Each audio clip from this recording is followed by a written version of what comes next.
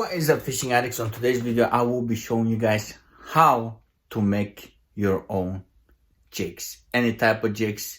We will be powder coating them. I've been doing it for about a year or so. I figured there's certain designs that I like and I enjoy more than others, and I just narrowed it down and I start making my own. And the other thing is, it is extremely cost effective because I fish a little bit aggressive and I do lose a lot of lures, jigs, most of the time. So I decided to make my own jigs. I don't buy a lot anymore, so it does pretty much save me a couple $100, if not more, a year. And I keyed on a specific jig, so last year at all I haven't bought any. And I wanted to show, if you want to venture yourself with this hobby, making your own, setting your own. I saw a couple of YouTube videos. Sorry, I still have to get used to the phone thing. I saw a couple of guys use Protec, and I saw one guy using powder paint from Harbor Freight. So price difference is huge. As quality, I say they're both the same. No difference on the quality, how long they last, and I mean the paint wise, how fast they chip or not. Other than that, there is a slight difference on the color, especially with the black paint from Harbor Freight. When you first make it, before you bake it, it's nice and glossy and black. But once you bake it, and I found out it's with most colors except white. The white still stays glossy, but the black, red, and I forgot the other color. I think he said it was brown or something orangish, whatever. They don't not become glossy after you bake them. And if you don't bake them, technically with any paint, even Protec that I'm using, this one, if you don't bake it, it doesn't last. It chips very fast. So like I said, I'm gonna do I don't want this video to be over 10 minutes, so I'm gonna rush through some stuff. But if you guys have any questions, if I missed something that you wanted to know, just give me a comment down below.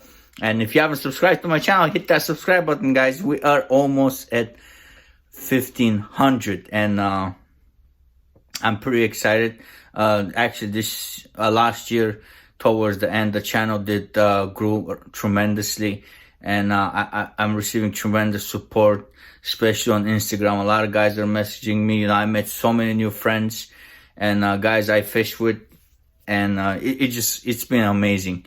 So let's walk through the steps. What I like. So I flipped the camera. And what I like to do is, first thing is, in order to heat up the mold, I put it on top of it. So I think it's pretty nice and toasty now. And then if you guys see, it's not nice and clear. I have my breakfast spoon. What I like to do is I just collect what's on top, and I just take it. Once I take it, I bring it to my aluminum foil and just dump it. This is very little lead, and there's like a bunch of junk on it. I bought this lead from Facebook Marketplace or whatever, and it is soft lead, but it is very dirty lead. So I'm gonna set the camera on my helping hands, and let's pour some jigs. Alright guys, you guys get to see my feet, and I'm gonna show you guys how I set it up. And I watched a couple of videos and they said you have to use candle to set up your molds so they don't stick.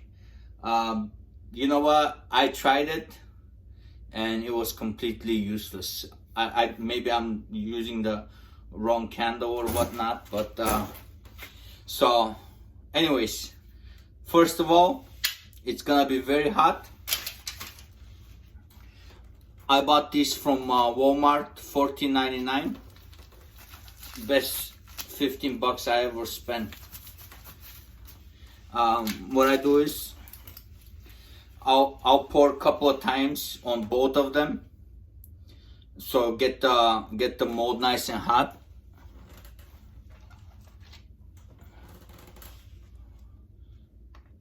I don't have the fancy one, so just bear with me.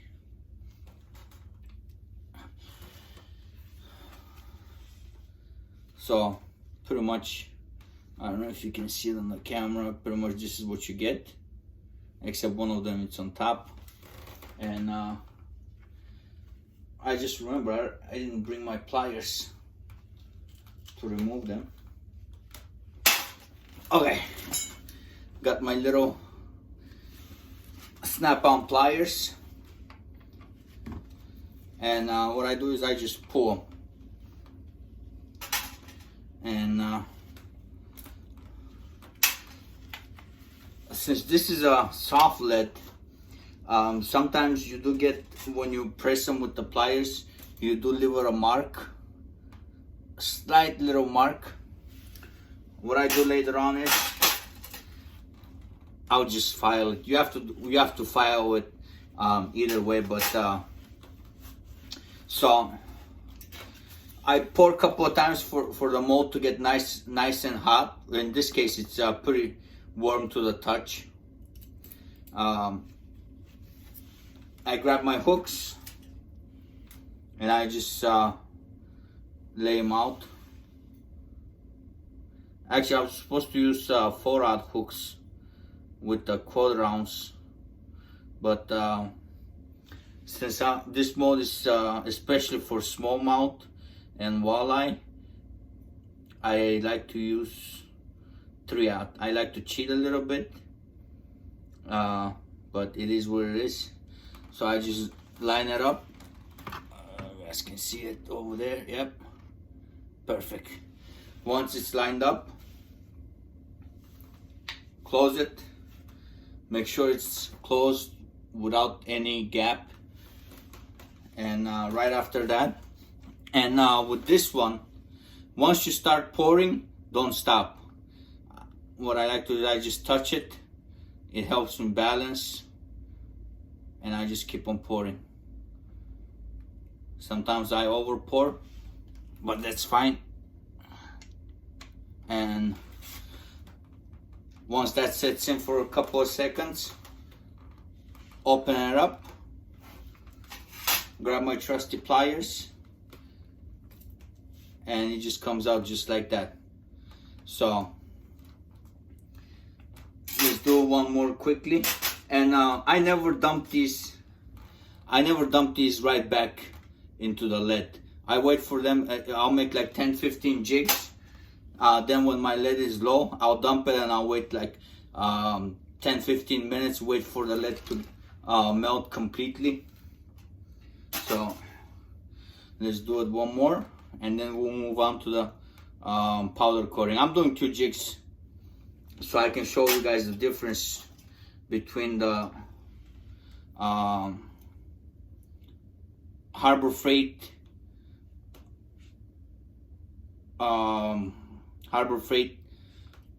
paint, powder paint, and Protect paint.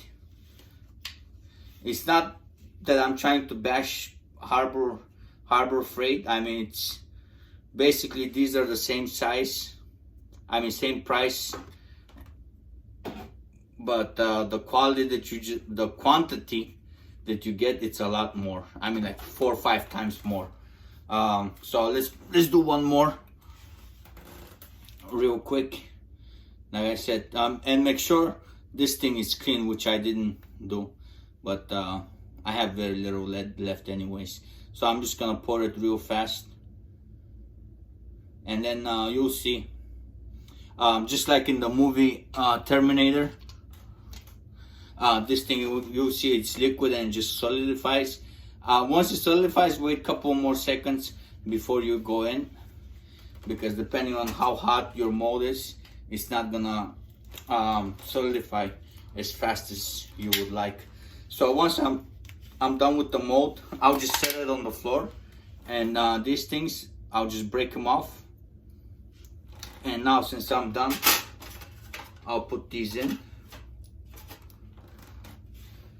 And when I'm throwing these out, I use the hand with the glove, because sometimes lead does get, sometimes it does splash, and it might burn you. All right. So now I have this little thing over here. What I like to do is I'll just grab a file and just file it off, and it'll be nice and smooth. I do that most of the time to the baits that I'm selling, the jigs. For personal use, sometimes, depending on my mood. And all I do is just file it till it's smooth on all ends. So once you paint it, you can't even tell. So this is nice and smooth. And the reason I like these jigs is, let me see if I can put it over here. Do you guys see how it stands? So when you put a soft plastic behind it, it doesn't, like most jigs, they will be just like this. Actually, let me take the glove off. Okay, so most jigs will be just like this on the ground, or they'll fall. When you stop it, it just goes in and lifts up the leg high. So if you have a paddle tail or a fluke, the tail will be up. And especially, I found out this type of jigs work great for walleye, when you just slowly crawl on the bottom and just hit those small rocks, and they make that tung tung tung sound, and you just stop it and it just stays. So okay, I'm gonna set this one over here. Actually, let's bring this, put it over here, and the second one fly away.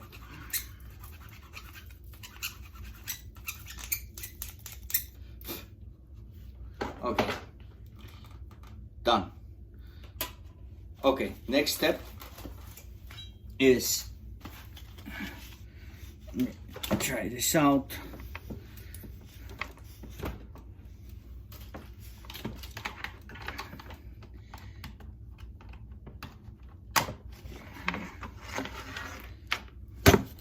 A trusty heat gun. I wanna move this one so someplace where I cannot. So it's a trusty heat gun.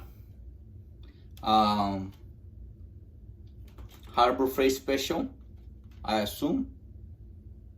Yeah, Harbor Freight Special. And a lot of people, they preach about fluid beds. You do not need a fluid bed just because someone told you that you need it. It is true. The powder it solidifies, but all what you have to do is open it, and before you dip it, just stir it up. And once you try to stir it up, you'll see it's hard.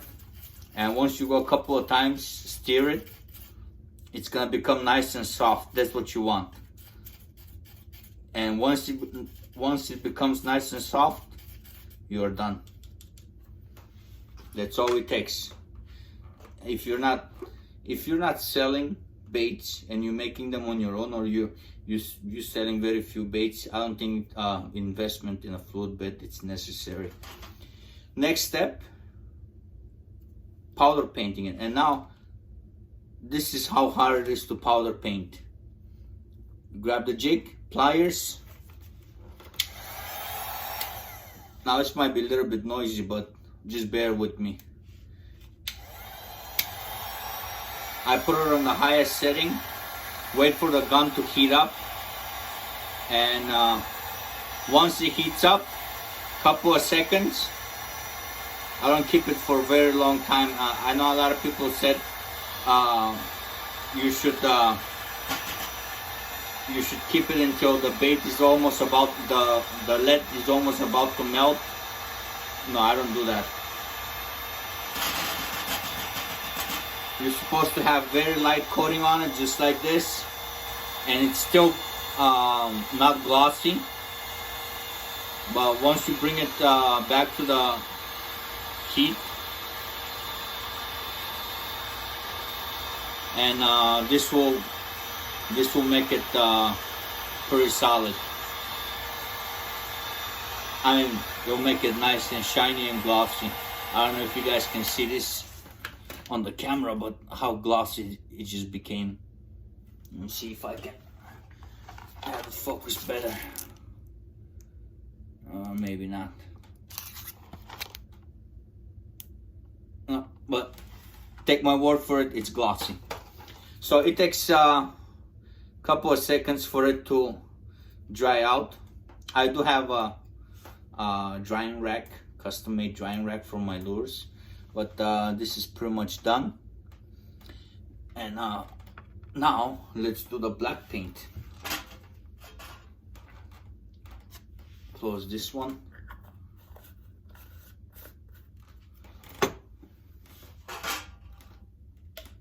Good God.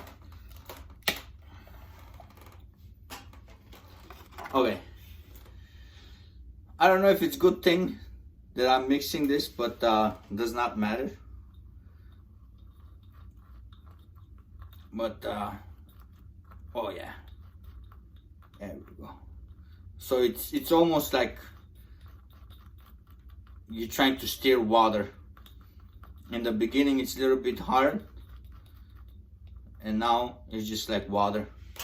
So same procedure. The heat gun wasn't hot enough. This is why the other one gave me a little bit, I had to dip it the second time. But once the gun is hot enough, you hold it for a couple of seconds, and they should get the job done. I never want to keep it for too long, then it becomes too hot. And once it becomes too hot, it takes a lot more paint. So what you need is just a thin coating, and go over it again with the gun.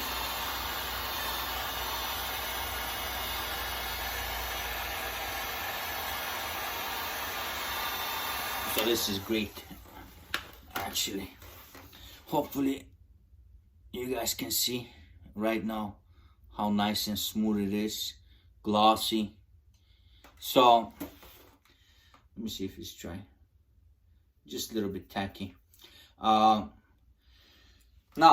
after you just powder coated them, once they dry, this is the time for you to grab a tool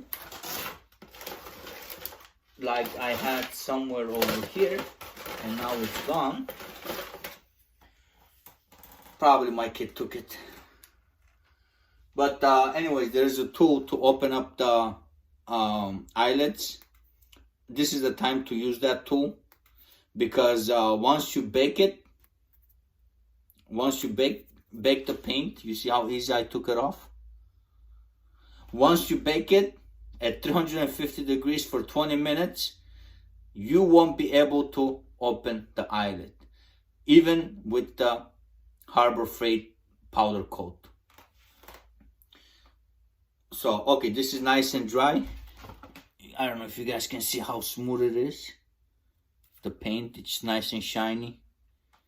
And here's one that I baked.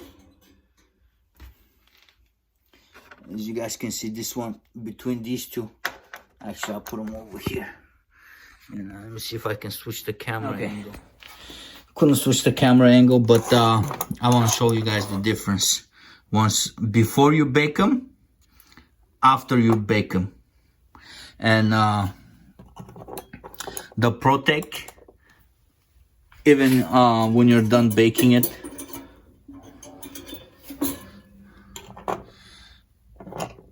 it just slightly becomes like mustard.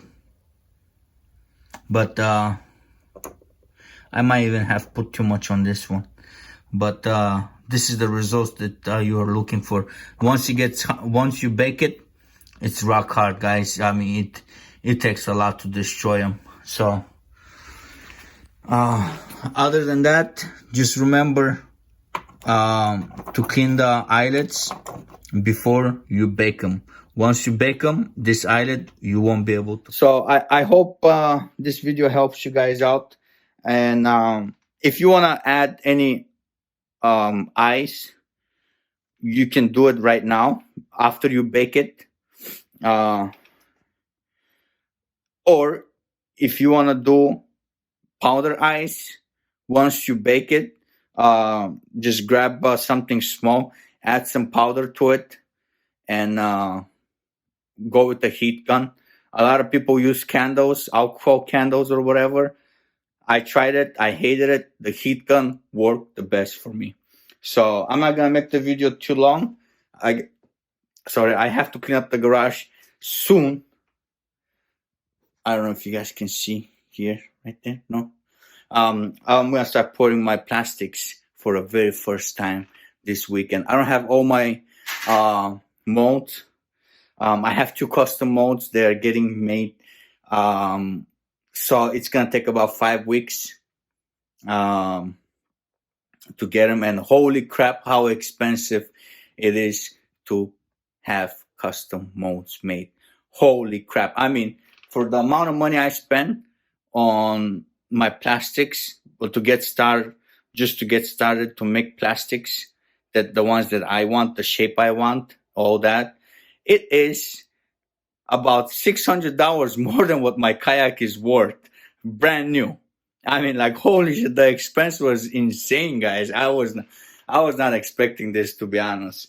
I knew it was gonna be expensive, but man, I blew through my savings for this year in the beginning. So hopefully I'm gonna get into it more and more and more. And it's a hobby. I mean, I already knew it was gonna be expensive, but the joy that brings me is priceless. And I do enjoy going out, especially when I catch fish with my own lures, and when I can catch them with store brands or big major brands. It's amazing. And I have a great supporting wife. She does support my hobby. Just because whatever I spend on fishing, I have to give it to her as cash. So that's how we made a deal. If I am about to spend money for fishing, whatever I spend on my fishing hobby, she gets the cash. I see the video is getting up a little bit over 10 minutes, if not more. But like I said, I hope this helps you guys out. And jig making, it's a lot cheaper. It's, I would say, 50 times cheaper than making your own soft plastic. So if you lose a lot of jigs, I'll strongly recommend you guys start making your own. Or if you don't want to deal with it, you can buy people that custom make it. That's it, guys. I'll catch you guys on the next one.